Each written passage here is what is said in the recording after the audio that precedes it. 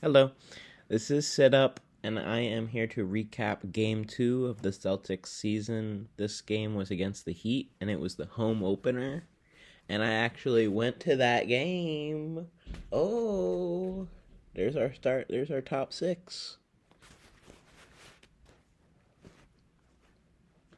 Okay, so kind of a shitty thing. I bought the tickets too late on game time, and I got them 15 minutes before the game. And I thought, oh, I'll just immediately have the tickets because I bought them. Nope, I had to wait like 20 minutes for the person who I bought them from to be able to send them to me on game time. So, note to self, buy them in advance. And also, note to self, the closer you get to the game, the price does not go down. It becomes like a scarcity thing. So, they all actually go up in price the closer you get to the game. And then if you buy them closer to the game, then you risk fucking not getting them in time, like I did. So by the time I actually got the tickets, got in, found my seat, there was 6 minutes and 47 seconds left in the first quarter. Sat down, started watching the game. First thing that I thought was, oh, O'Shea Brissett sucks. Don't like him. What the fuck? Second thing was Peyton Pritchard turning down a three, driving, passing to Sam Hauser, who then shoots and makes a three, is just a magical experience. And the other note that I had was there was becoming a lot of Celtics turnovers, and I think it was just because they were getting really artsy fartsy with their passes for some reason. Second quarter, Peyton Pritchard threes are a crowd pleaser. I think Peyton Pritchard is the mascot of the team, kind of like how Taco Fall was the mascot of the team a couple of years ago. I think it's now Pritchard because anytime he comes into the game, me and everyone else that's there is like, "Whoa, yes, Peyton Pritchard." Okay. Tatum was being a bully in the paint, just backing down people, and then getting fouled when he was like spinning to put up shots and stuff. There was a play where the Heat missed a basket. The Celtics got the rebound. The Celtics pushed up the court. They passed it to Porzingis in the paint when he had a smaller defender that was on him. And he just kind of turned around and immediately put it up and got fouled. And then he got free throws. And he's pretty goddamn good at free throws. So that's a cheat code. Second quarter, there was like, it seemed like 3 or 4 Jaylen Brown fuck ups like in a row. And as soon as that happened, there's just so many murmurs around me, like, he's the highest paid player in the NBA. Oh, we shouldn't have given him all that money. Oh, he doesn't deserve all that money, blah, blah, blah.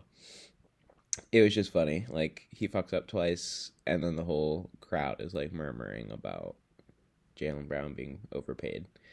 Um, Oh, and then Jaylen Brown got a steal, and then he passed it, which then resulted in a Heat steal. And all of this of being like, yes, no, yes, no, yes, with Jaylen Brown, it makes me think that he's the new Marcus Smart on the team. Third quarter, just wrote down Porzingis is a problem. Um, Also, during one of the little breaks, they had this segment called Junior Jammers, where it's like these little kids and they try and do slam dunks on like one of those little tiny fake plastic rims or baskets.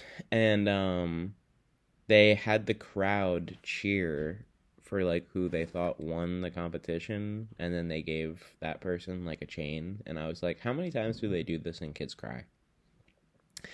There was a period of time where the lineup was Drew Holiday, Derek White, Jaylen Brown, O'Shea Brissett, and Kristaps Porzingis.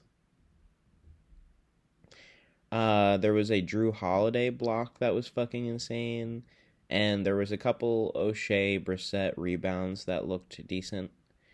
In the fourth quarter was essentially like, how many bullshit fouls can we call on Tatum? There was one where someone like went up, like they did a jump shot, and he kind of just like put his hand on their side as they jumped, and they called a foul on that. Derek White had 3 consecutive 3-point shots. Porzingis I guess got a probably I would assume a offensive rebound and then threw it up immediately and got fouled and then got free throws. I think while he was shooting the free throws from that, there started to be Porzingis MVP chants, which could it be? I wonder how Jason Tatum would have felt if he could have heard or if he did hear Porzingis MVP chants. The other thing that I love about having Kristaps Porzingis on the team is now they go for the whole team. Whenever Jason Tatum gets a three, they go JT for three, and then whenever Jaylen Brown gets it, they go JB for three, and then Porzingis hit a three, and they did KP for three, and I love that. Kristaps Porzingis had 5 fouls with 5 minutes left in the game. There was another bullshit Tatum foul after he dunked it. He dunked the ball, and then something happened, and then they called a foul on it, and then the other team got a free throw.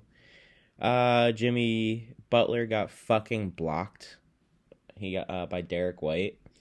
And I just like the idea of whenever Derek White does crazy good shit in the game, his mentality just being like, take this off the bench. Ah! And then does some crazy shit. Drew Holiday was so good, and Derek White was so good, and Tatum was so good, and Porzingis was so good. And I just like Horford, that it's gotten to the point where I'm like, should Brown come off of the bench? Probably wouldn't love that as the highest paid player in the league, but Porzingis then fouled out with 3 minutes and 18 seconds left, and then the lineup that they went with when he fouled out was Holiday, White, Brown, Tatum, Horford. They ended the game. They won. Heat 111, Celtics 119, and I also thought it was funny the concept of the Celtics being like, hey, we beat you 4 out of the last 5 times we've played. So I think the response, and I mean, I don't know, but what I noticed was in game 1 they threw out a lineup where it was Porzingis and Luke Cornett out at the same time, and they seemingly are now trying out this O'Shea Brissett at the power forward spot. This is what I'm saying is I'm just nervous about the Celtics in this backup power forward spot, because I would like Tatum at small forward, Horford at power forward, and then if Horford has to come out of the game and you're not just slotting Tatum up to power forward, who is your backup? And right now it's like O'Shea Brissett. Don't love that. But it is what it is. 2-0. Gonna win this year.